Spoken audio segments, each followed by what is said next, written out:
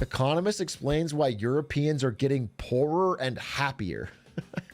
Euro poors, but they're Euro happies? This graph shows that after the Second World War, the income of the average European has gotten closer and closer to that of the average American in dollar terms. After the crisis of 2008, that picture has changed. It's funny that Europeans don't know that we made up the entire housing crisis to fuck over their economies and like pull ahead. They all think 2008 is real. We made the whole thing up. Whenever I make videos about Western economies, it's usually the Americans that are complaining about the state of their economy, not Europeans. But when I inspected typical quality of life statistics, such as the Human Development Index, life expectancy at birth, and life expectancy is where America looks like a third world nation. Such as the Human Development Index, life expectancy at birth. We had such bad health care for regular people, and we have deaths of despair and fentanyl, and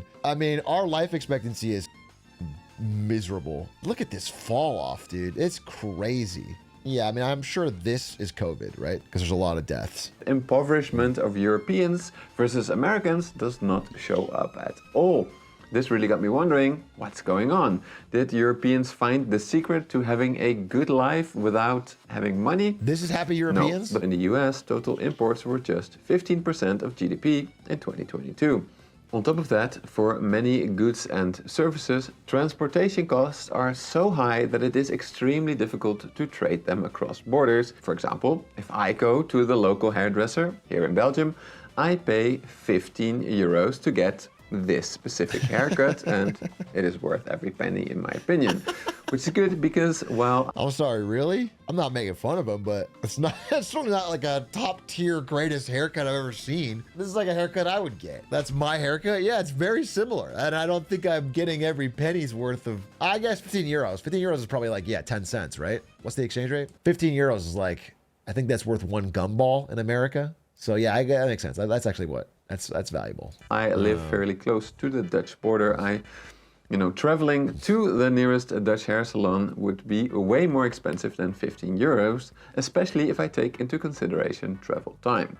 This is why economists often use getting a haircut as an example of a non-tradable good or service.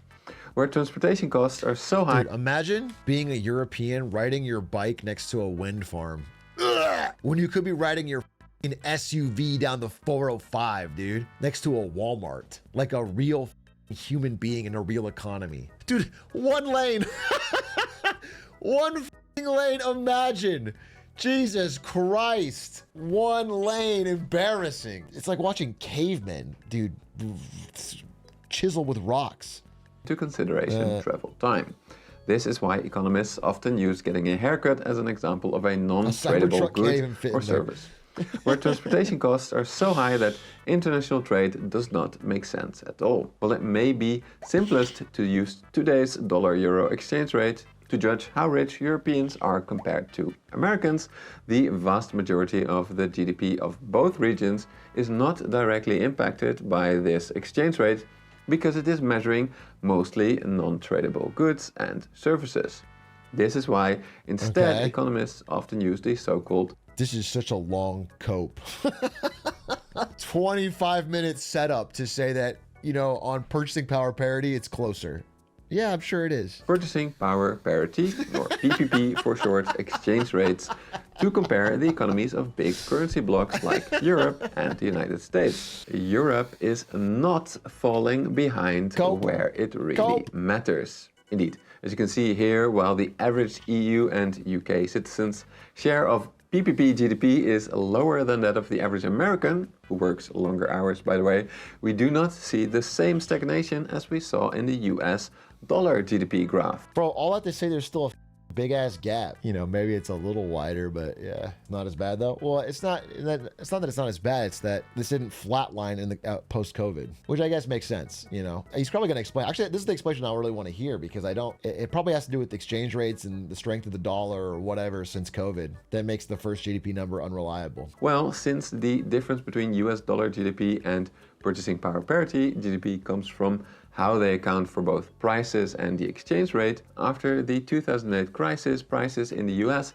have gone up considerably faster than in key European countries. For example, the Turkish lira, a high inflation currency, should lose value compared to a low inflation currency. So given that inflation was consistently higher in the US than in Europe, we'd expect the dollar to have lost value compared to the euro. However, if we look at this graph, we can see that instead, the low inflation euro has lost value to the high inflation dollar.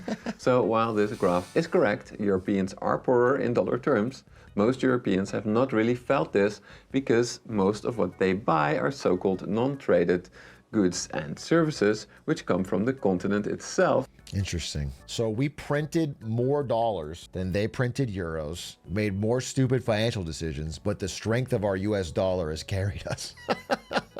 I'm sure that'll last forever. If you work for an international company, as a financial journalist, for example, you will genuinely feel poorer on your trips to the United States. It's also tourism. Like, if you live in Europe and you start to see an influx of American tourists who can spend more than you think is reasonable. This is happening in Japan, dude. They're getting pissed off because their exchange rate's so bad. There's so many tourists, not just from America, but from all over. And they seem relatively wealthier. And it's like, what the, they're pissed. They're like, what the fuck's going on with our economy? However, with this video, I've hoped to have convinced you that despite a popular narrative, Europeans have not gotten poorer than Americans, where it really matters. Yeah, it's what's inside that counts, guys. Guys, it's what's inside that counts, all right? It's really about the heart. If you really just put yourself out there and smile a lot, you know, real true happiness will come to you, okay? And that is the lesson, and I truly believe that. One thing we know about the world is that you don't really need money. Shit that you really want doesn't cost money, whether it's housing or or food or rent or cars or anything. It's just you don't need money. Another advantage that Europeans have over Americans is that their data is typically... Good video, though. There is zero shot Jerome Powell said this, so I know you're trying to bait me into clicking something else. I'm not going to click the link. Don't try. You have to understand it. If you're going to try and bait me, you have to understand what's possible. It's insulting. Jerome Powell said Nvidia's going down. Jerome Powell wouldn't say that. He's invested in saying the opposite, okay? The last thing Jerome Powell would say is a panicky statement like Nvidia's going down. I'm not clicking shit. Hello, chat. I just got my coworker into watching Atrioc. He said to me, if I can get Atrioc to congratulate him for his new baby girl, he would make her middle name as Atrioc. No, we don't want that. we don't want that.